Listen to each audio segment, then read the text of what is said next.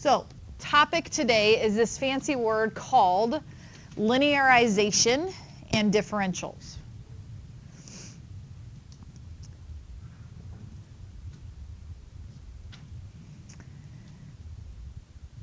So, your book makes it appear like it's this whole fancy new formula for this topic called linearization. And what they're doing is saying that they can approximate this function right around here using this tangent line. And it really only works if you're really close to whatever value you're approximating it at. But it becomes our tangent line, in which we just wrote the equation of on that last page, right? So the book definition is linearization. If f is differentiable at some x value a, then the tangent line is this fancy looking formula. Well, guys, we know that formula already. That's actually your point slope form solved for y. Okay, so what does this all mean? It means linearization is just the equation of the tangent line at that x value. It gives us an approximation of that function at that x value. And we are used to writing our equation of a tangent line as y minus y1 equals our slope found through our derivative, x minus x1 in our point slope form.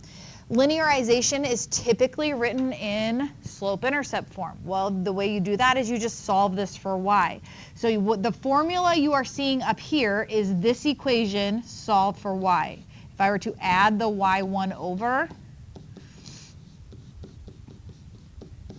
that is this equation with fancy math notation, where y1 and x1 are the points a and f of a. And our slope is denoted as the derivative. And we know that's how we find the slope, is through our derivative, right? So it's this fancy looking new formula. It's not. It's the same thing we were doing before, solve for y at the end. So we would go back to our warm-up. If they had asked us to do the linearization of this at x equals 2, we would finish this out with one more step. Actually, we'd distribute here, add 7, and write it as y equals 8x minus 9. And you guys now have your new topic, linearization. Okay, so don't think it's something new, just a new word of asking us to do the same thing. You'll just see your answers written in slope-intercept instead of point slope. Easy enough? Okay, so let's go ahead and try one. Find the linearization of y equals 3x squared minus 2x plus 5 at, and this is again one of those things.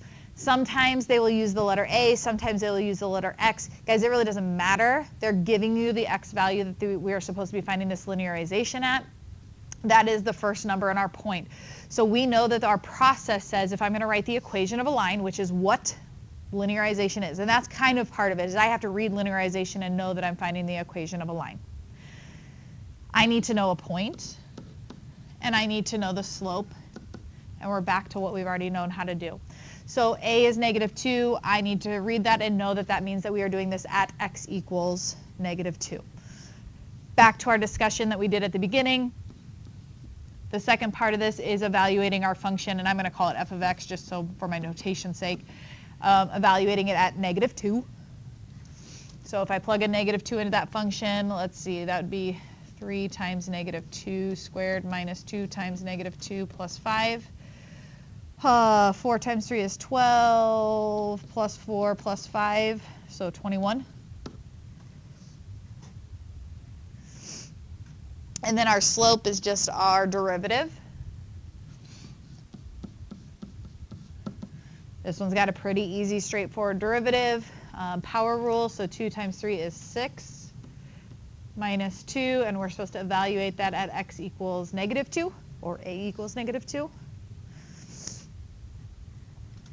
Plug negative 2 into that. 6 times negative 2 is negative 12. Minus 2 would be negative 14. Write my equation of the line. So y minus y1 equals our slope times x minus negative 2.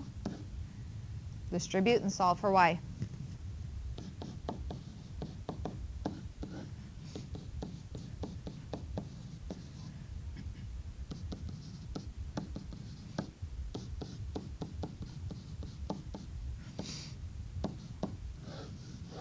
and I'd leave it just like that. Questions?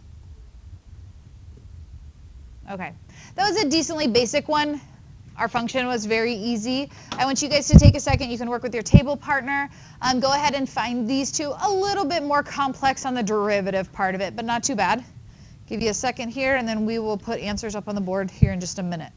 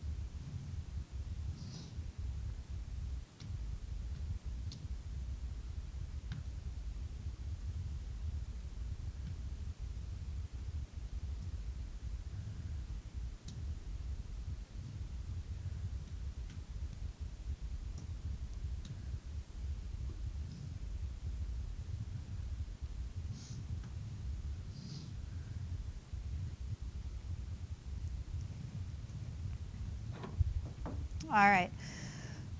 So again, find the linearization. We now read that question and know it means find the equation of the tangent line at that x value, right? Is more or less what it's asking us to do, the linear approximation of that function at that x value. And so to find the equation of a line, we have to know two things. They give us the x value on this first one is pi over 2. To find the y value, I need to evaluate for cosine of pi over 2, right? Which means I have to remember my unit circle. I put this up here to help you a little bit. If you have forgotten, things that fall on your axis look like this. There's your angle 0, pi over 2, pi, 3 pi over 2, and the ordered pair of each of those. Remembering that your ordered pairs goes cosine, comma, sine, right? Alphabetical order. So if we want cosine of pi over 2, our answer would be 0. And then our derivative of our function, what's the derivative of cosine? Negative sine, very good. And again, evaluating at pi over 2. So if I go to pi over 2, my sine value would be 1, but it's got a negative in front of it, which is where I'm going to get the slope of -1. Putting that into my point slope form, y minus 0 equals -1 times x minus pi over 2. And then cleaning it up so it's in slope intercept form. Y minus 0 is just y. Distribute that negative through, negative x plus pi over 2. Any questions on that? Okay. Second one, the derivative, just took a second longer to do on this one. But same thing, start with my point at x equals 0. If I plug 0 into this function, 1 plus 0 is 1. What's the square root of 1? 1, right? So go ahead and simplify that all the way down to just 1. And then we needed to think about our derivative, and this is one where we would want to probably think of that as 1 plus x to the 1/2, so I can think through it like chain rule. Do the derivative of the outside function, which would be 1/2, let's see here, 1/2, 1 plus x to the negative 1/2 times the derivative of the inside. Well, the derivative of 1 is 0, derivative of x is 1, so it's not going to change anything. So then rewriting my derivative here, cleaning it up a little bit, I would move this back down to the bottom of my fraction and make it a radical. There's my 1/2 square root of 1 plus x, and we're supposed to evaluate that when x equals 0. So plug a 0 into this. That would be 0 plus 1 is 1, square root of 1 is 1, times 2 is 2. That's where I'm going to get my slope of 1/2 on this. Any questions on that? Okay, so writing that into my equation, y minus 1 equals 1/2 x minus 0. Distribute the 1/2. Add 1, and we get 1/2 x plus 1. Questions on linearization?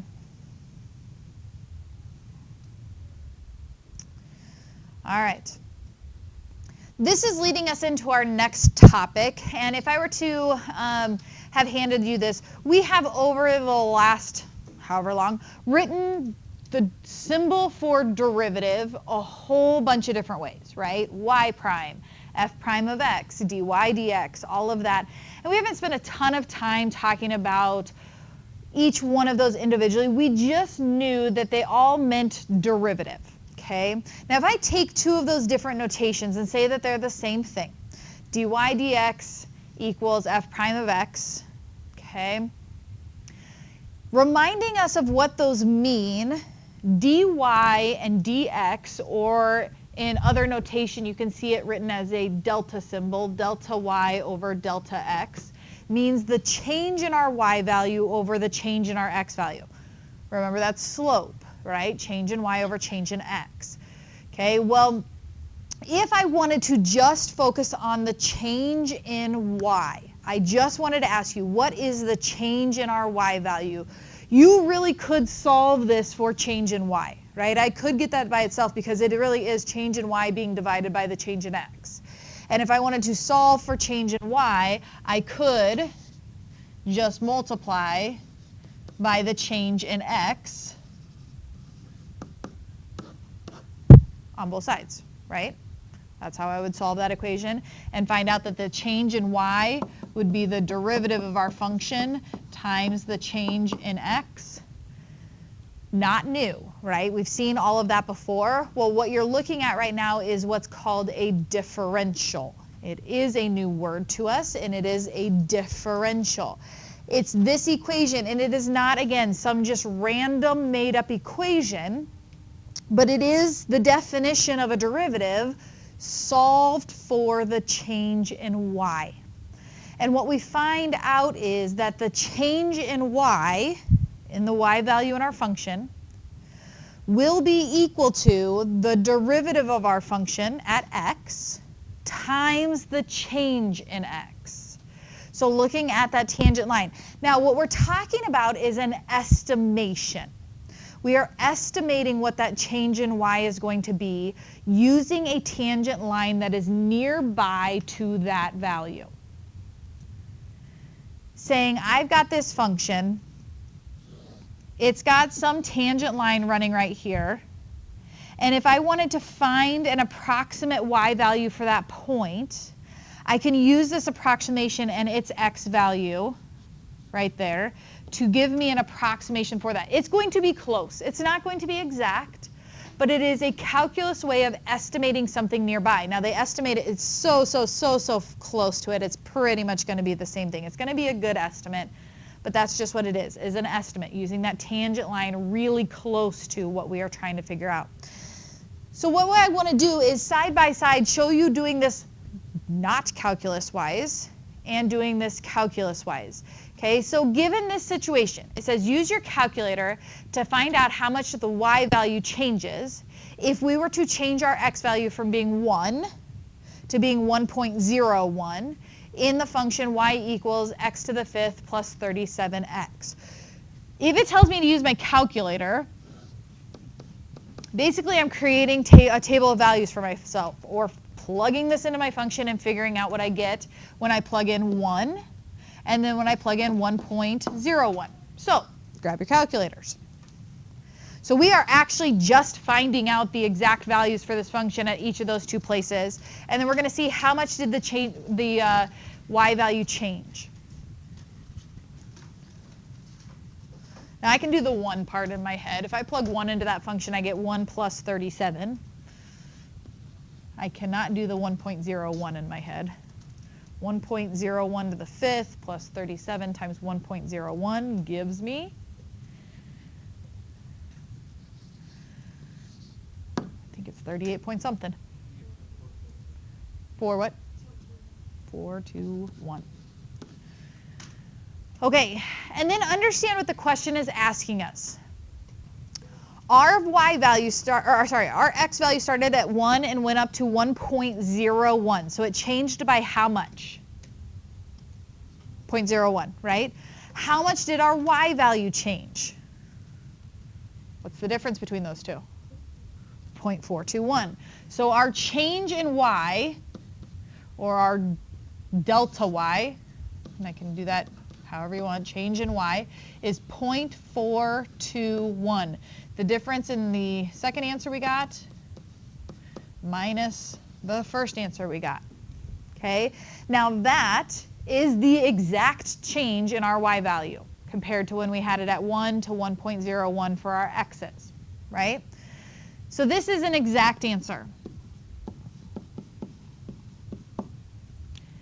Using differentials would be an approximate answer, and let's see how closely we can approximate this.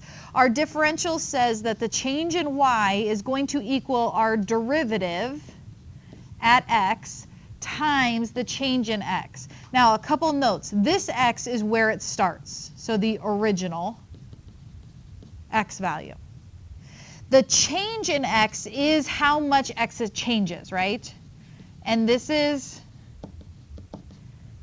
frequently put in as a wrong number. What is our change in x in this problem? 0.01. The difference between where it starts and where it ends, right? 0.01. So one thing we do need to look at on this one is what our derivative is. Our derivative is 5x to the 4th plus 37, right? And I'm supposed to evaluate that at the original x value. So evaluate that at 1. And we get, oops, let's see, 5 plus 37, 42. So that's where that's going. Our change in x, we just talked about the difference between 1 and 1.01 was 0.01. So 42 times 0.01,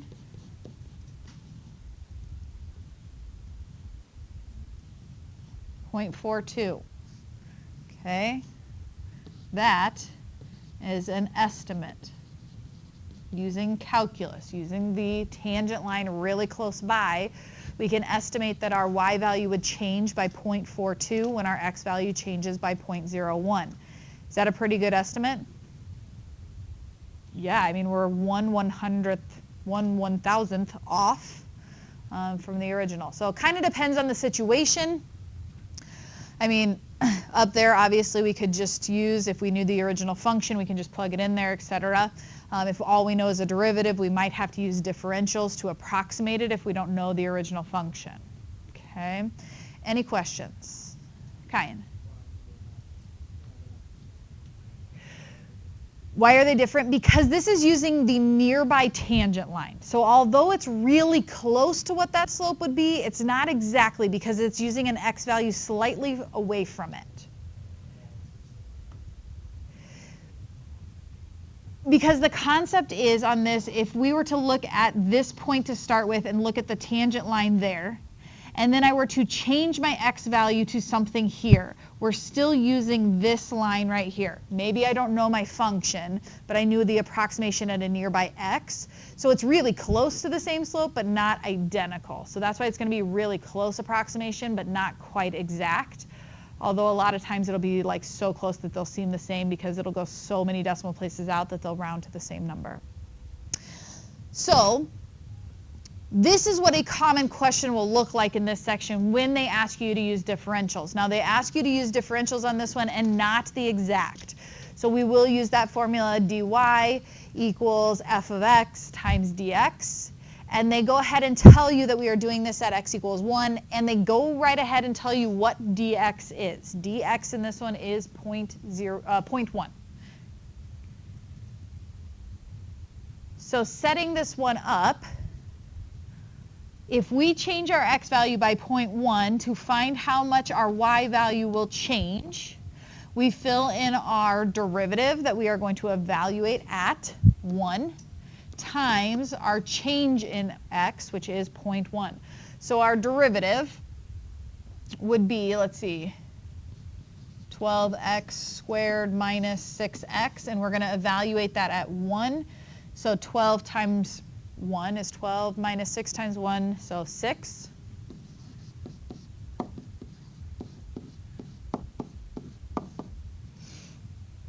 So what is my change in y if our x changes by 0.1?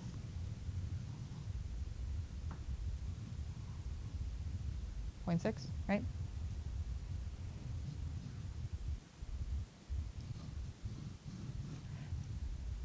Feel like it's just 0.6. Yeah? Okay. Follow that pattern and try the second one. Okay, our function is sine of 3x at x equals pi, and your change in x is negative 0.02.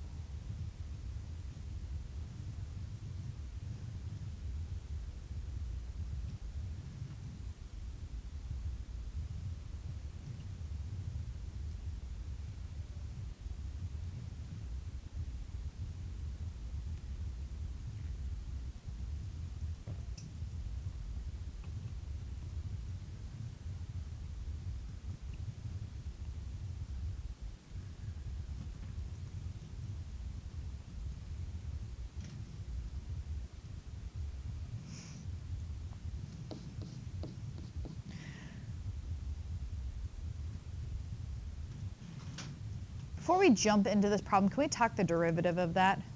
What rule did you have to use? Chain rule, right? Did we all catch chain rule on that one?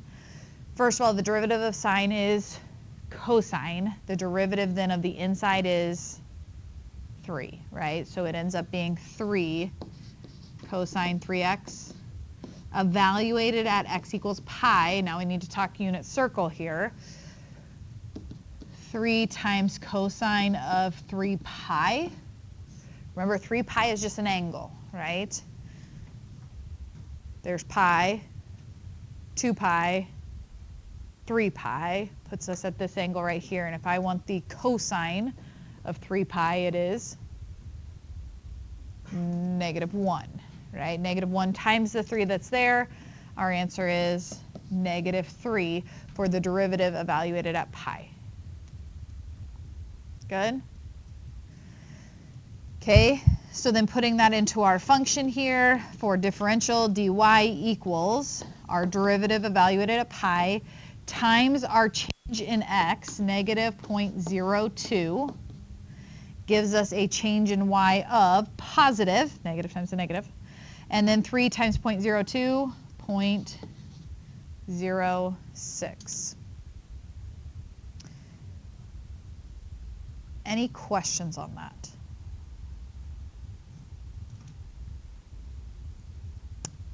Okay, now kind of applying this through a word problem and interpreting how to find each of those things. It says the radius of a circle increases from 10 to 10.1. Use the change in the area to estimate the increase in the circle's area. Compare this to the true change in area by using geometry. Okay, so we're going to find our differential dA. And in order to do that, I need to know, first of all, the function A. What is the area function? I'm going to get that from geometry. Area of a circle, pi r squared. Okay. The things I need for our differential formula is I need the derivative of this, right? So the derivative of A would be 2 pi r. Okay. I also need to know the change in r, right? Isn't that our formula? dA is going to equal A prime times dr, right? So I need to figure out what's dr. Well, where do I get that? From the first sentence, right? Doesn't it tell me what the two different radii are? 10 and 10.1. So what is dr? What is my change in radius? 0.1, right? Common that we would put in 10.1. So make sure you're not just giving me the second radius, but the difference between those two, 0.1. Now, I do need this evaluated at the first x value, or first radius value. So r equals 10, or 20 pi.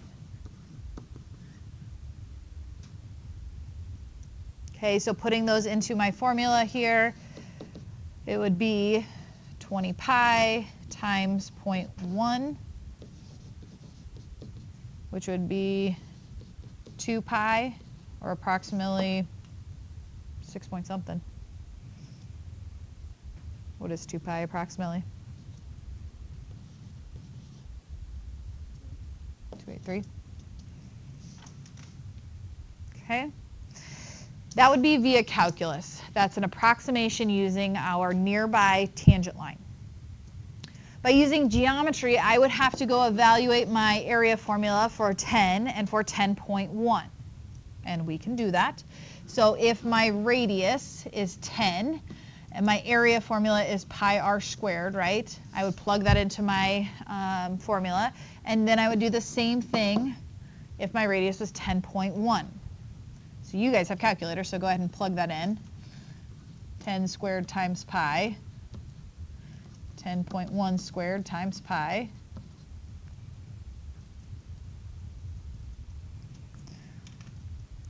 I can start the first one, 314 point something.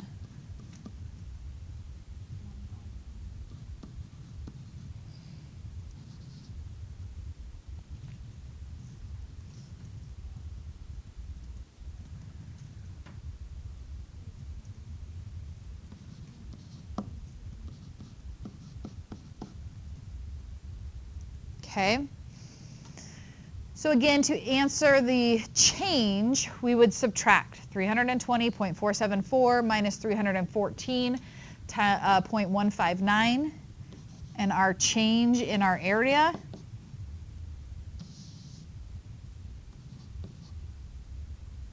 approximately 6 point. What was it?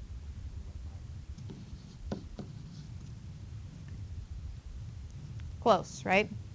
This is an approximate, this is more exact, although we did have to round those numbers in there, so if I had typed them in exactly, it might be close. Questions on that?